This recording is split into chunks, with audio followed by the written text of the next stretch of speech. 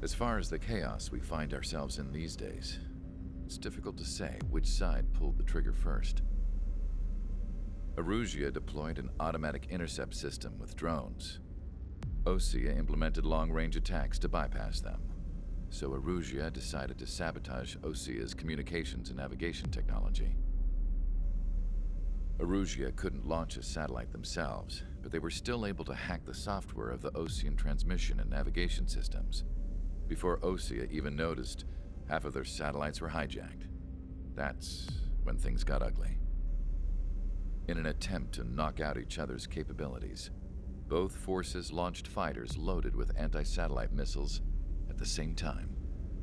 Only military satellites were targeted. However, their destruction created a debris field in orbit, which wiped out scores of other satellites, both private and government-owned. What kept the world relatively sane up to that point had been free-flowing data and information. But now, those were gone. All that remained was chaos and confusion. Government and civilian broadcasts and transmissions were cut off. The flow of information had ceased. Forces on both sides of the conflict now found themselves unable to communicate with their superiors.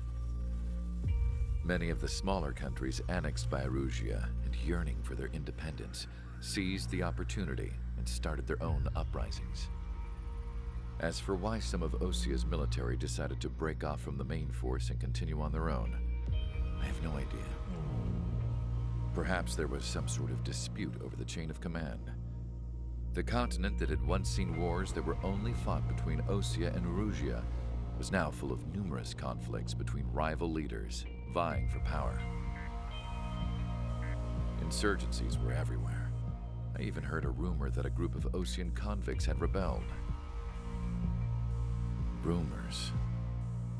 It never ceased to amaze me that even at a crazy time like this, something as trivial as a rumor could find its way here.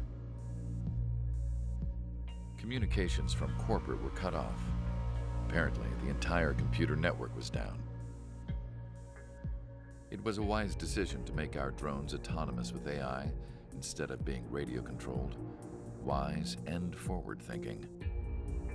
Even with their GPS offline, they can still use their sensors to navigate as long as they're working properly.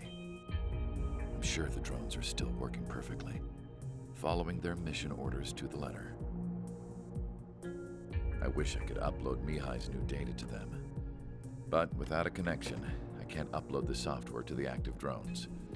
The new ones we're making, though, there should still be enough time to upgrade those before they're activated. I'll be taking the data I've acquired away from the front lines now. Oh, and I'll be taking the girls, too.